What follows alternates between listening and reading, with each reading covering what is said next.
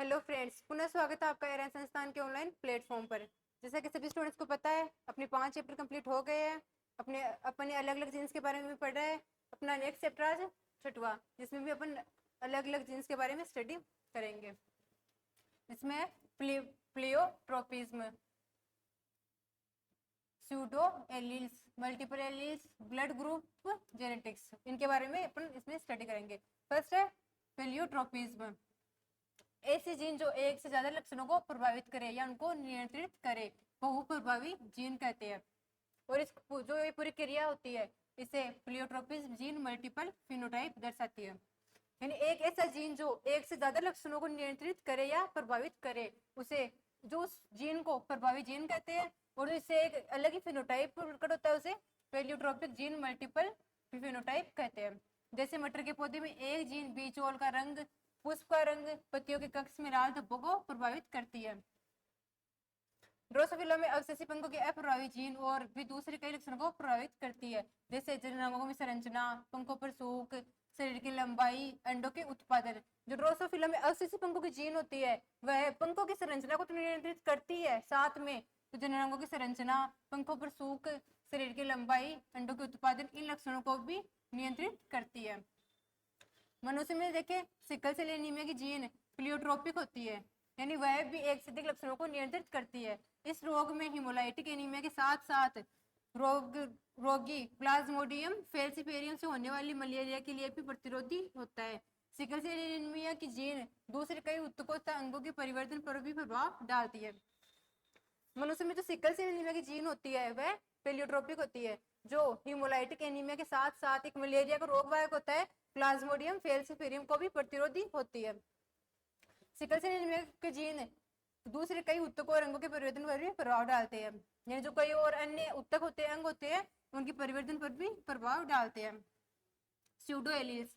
Pseudo alleles एक ऐसी स्थिति है जिसमें समान कार्य वाले दो जीन गुणसूत्र पर एक दूसरे के करीब स्थित तथा वे आनुवंशिक रूप से जुड़े रहते हैं। स्यूडो एलील्स यानी एक ऐसी स्थिति जिसमें समान कार्य वाले यानी समान समान कार्य करने वाले दो जीन गुणसूत्र पर एक दूसरे करीब करीब स्थित होते हैं, यानी सेम लोकेशन के आसपास ही स्थित होते हैं तथा वे आनुवंशिक रूप से जुड़े होते हैं, यानी उनमें आनुवंशिक रूप से समानता पाई जाती है। इनकी विशेषता ये है, ये बारीकी से जुड़ा हुआ एलील है जो क्रॉसिंग ओवर में भी साथ रहता है। वे एक ही लक्षण को प्रभावित करते हैं। यानी जो सूडो एलील्स होते हैं वो बारीकी से जुड़े रहते हैं और क्रॉसिंग ओवर में भी साथ रहते हैं। वे एक ही लक्षण को प्रभावित करते हैं। जो सूडो एलील्स होते हैं वे एक समान लक्षणों को प्रभावित करते हैं। बहुयुग्म विकल्पी मल्टीपल एलील्स। मेंडल ने हमेशा एक जीन की दो एलील रूपों को अभिव्यक्त किया था। यहाँ पर एक जीन की दो से अधिक एलील रूप पाए गए हैं। ये जो मेंडल ने थी वो उन्होंने हमेशा ही एक जीन के दो एलील रूपों को अभिव्यक्त किया था, यानी एक जीन में सिर्फ दो ही एलील्स पाए जाएंगे। जैसे ये कैपिटल टी यानी ये दो ही एलील्स पाए जाएंगे, ये एलील, यह मेंडल ने बताया था। यहाँ पर एक जीन की दो से अधिक एलील रूप भी पाए गए। जब आगे और रिसर्च की गई तो एक जीन में दो से अधिक भी एलील पाए जाते हैं। किसी जीन के दो से ज्यादा एकांतरित स्वरूप का पाया जाना बहुयुग्म विकल्पी कहलाता है। यानी किसी जीन में दो से ज्यादा एलील्स का पाया जाना बहुयुग्म विकल्पी कहलाता है। बहुयुग्म विकल्पियों का निर्माण उत्परिवर्तन के द्वारा होता है, यानी जो मल्टीपल एलील्स होता है उनका निर्माण म्यूटेशन के द्वारा होता है। बहुयुग्म विकल्पी की स्थिति में भी किसी द्विगुणित सदस्य में किसी लक्षण के लिए केवल दो ही एलील्स पाई जाती है तथा युग्मक में केवल एक ही एलील होती है, यानी एक ही एलील होती है। ये एक युग्मक है, ये एक पूरा जीन है, इसमें ये दो एलील होते हैं अलग अलग, लेकिन ये एक ही एलील होता है। बहुयुग्म विकल्पी समजात गुणसूत्रों के समान स्थल पर उपस्थित होते हैं। जो मल्टीपल एलील के गुणसूत्र होते हैं वह गुणसूत्र जो मल्टीपल एलील के जीन होते हैं वह एक गुणसूत्र पर एक ही समान लोकस पर स्थित होते हैं। एग्जाम्पल में देखिए, ब्लड ग्रुप में 3 एलील पाए जाते हैं, खरगोश में त्वचा के लिए 4 एलील पाए जाते हैं, ड्रोसोफिलो में आंखों का रंग, पादों में स्वरबंधता। फर्स्ट है रक्त समूह ब्लड ग्रुप। प्रतिजन तथा प्रतिरक्षी की पारस्परिक क्रिया के आधार पर लैंड स्टेनर ने मानव रुधिर को 4 वर्गों में विभाजित किया, blood group A, blood group B, blood group A B और ब्लड ग्रुप ओ। जो ओ ब्लड ग्रुप होता है रक्त वाला मनुष्य सभी वर्ग वालों को अपना रक्त दे सकते हैं। जो ब्लड ग्रुप ओ वाला होता है वह सभी यानी ए वालों को भी दे सकता है, बी वाले को भी दे सकता है, एबी को भी ब्लड दे सकता है। अतः इसे सर्वदात्री कहा जाता है। जो ब्लड ग्रुप ओ होता है उसे सर्वदात्री कहा जाता है, सबको दे सकता है। एबी, जो ब्लड ग्रुप एबी होता है, एबी रक्त वर्ग वाले मनुष्य सभी वर्ग से रक्त ले सकते हैं। जो ओ ब्लड ग्रुप होता है वो तो सभी को दे सकता है, लेकिन जो एबी ब्लड ग्रुप वाले होते हैं वो सभी से ले सकते हैं, इसलिए इसे सर्वग्राही कहा जाता है। रक्त वर्ग ओ में लाल रुधिर कोशिकाओं की सतह पर प्रतिजन का भाव होता है। जो ब्लड ग्रुप ओ होता है उसमें लाल रुधिर कोशिकाओं का भाव होता है, अतः ग्राही की रुधिर के साथ कोई प्रतिक्रिया नहीं होती, यानी वो सबको दे सकते, इसलिए इसे सर्वदात्री कहा जाता है।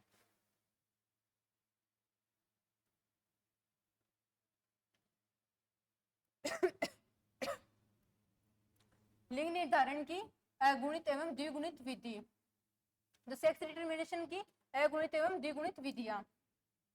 मधुमक्खी तथा चींटियों में लिंग निर्धारण गुणसूत्रों के सेट की संख्या के द्वारा होता है। जो मधुमक्खी होती है और चींटियां होती है उसमें सेक्स डिटरमिनेशन गुणसूत्रों की सेट की संख्या के द्वारा होता है।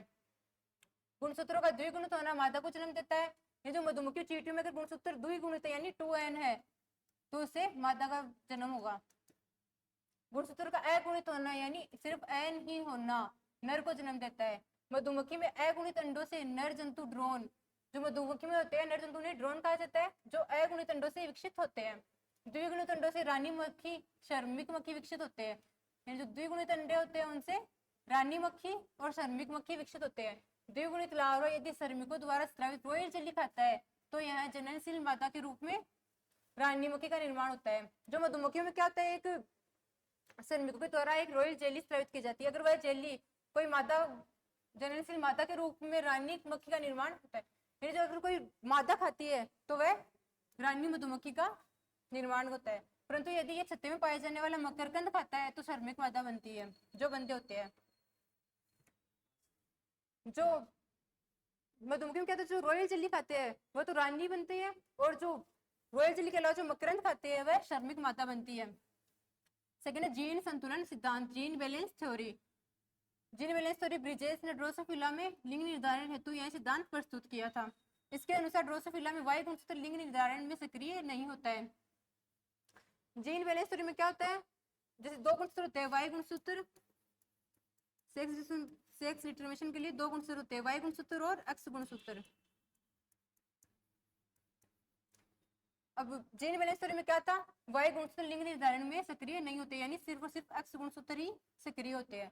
ड्रोसोफिला में लिंग निर्धारण एक्स गुणसूत्र की संख्या तथा ऑटोसोम्स के सेट की संख्या के अनुपात द्वारा होता है, इसे लिंग सूचकांक अनुपात कहते हैं। अगला है हार्मोन्स द्वारा लिंग निर्धारण। कुछ हार्मोन्स के द्वारा भी लिंग निर्धारण होता है। फ्री मार्टिन, पालतू पशुओं में जब जुड़वा बच्चों में एक नर तथा एक मादा होता है तो मादा बच्चा बंदे तथा नर सामान्य होता है। यानी पालतू पशु में जब जुड़वा बच्चे पैदा होते हैं तो एक बच्चा जो नर होता है वह तो सामान्य होता है और जो मादा होती है वह बंदे होती है, तथा मादा के आंतरिक जननांगों के विभेदन का दमन कर देते हैं, यानी उसमें जो जनन अंग होते हैं वह अविकसित होते हैं। इस प्रकार की बंदी मादा जिसमें अविकसित अंडा से अंडवाहिनी गर्भाशय होती है फ्री मार्टिन कहलाती है। फ्री मार्टिन सामान्यतः गाय, भेड़, बकरी तथा सुअर में पाई जाती है। फ्री मार्टिन की स्थिति में मादा बंदे और नर सामान्य होता है। जो फ्री मार्टिन की स्थिति होती है उसमें जो दो जुड़वा बच्चे पैदा होते हैं उनमें नर होता है वो तो सामान्य पैदा होता है, और जो मादा बच्चा होता है वह बंदे, यानी उसमें जननांग अविकसित होते हैं। मनुष्य में लिंग निर्धारण, मनुष्य में वाई गुणसूत्र की विभेदकीय क्षेत्र में एक विशेष प्रकार की जीन पाई जाती है जिसे सीरे जीन कहते हैं। इस जीन के द्वारा यह प्रोटीन युक्त कारक TDF बनाया जाता है जो भ्रूण में नर जननांग के परिवर्तन को प्रेरित करता है। अतः वह गुणसूत्र की उपस्थिति तथा अनुपस्थिति मुख्य रूप से लिंग का निर्धारण करती है। मनुष्य में क्या होता है, जो वाई गुणसूत्र होता है वही मुख्य रूप से लिंग निर्धारण का कार्य करता है। अब पादपों में देखें, पादपों में लिंग निर्धारण H.E. वार्मके ने मिलेंड्रियम नामक पादप लिंग निर्धारण को खोजा। लिंग गुणसूत्र केवल एक लिंगी पादपों में पाए जाते हैं। पादपों में जो लिंग गुणसूत्र होते हैं वह केवल एक लिंगी पादपों में ही पाए जाते हैं। पादपों में वाई गुणसूत्र का महत्व प्रोफेसर R.P. राय ने बताया था। पादपों में जो वाई गुणसूत्र का महत्व था वो एक वैज्ञानिक थे प्रोफेसर R.P. राय जिन्होंने बताया था। लिंग सीमित लक्षण, सेक्स लिमिटेड, ऐसे लक्षण जो एक प्रकार के लिंग में उपस्थित एवं दूसरे प्रकार के लिंग में अनुपस्थित होते हैं। यानी ऐसे लक्षण जो किसी एक प्रकार के लिंग में तो पाए जाते हैं और दूसरे प्रकार के लिंग में एब्सेंट होते हैं।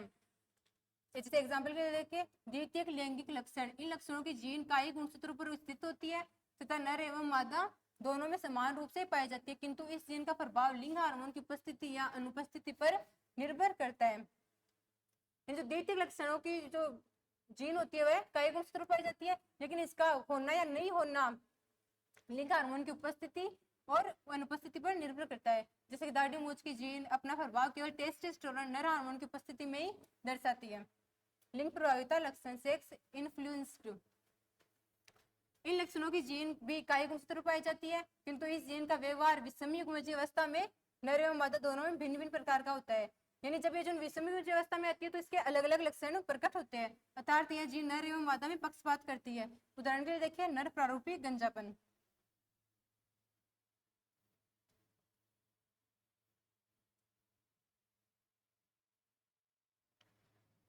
तो अपनी यह क्लास यहीं कंप्लीट होती है। थैंक यू दोस्तों, कल मिलते हैं एक नई क्लास के साथ।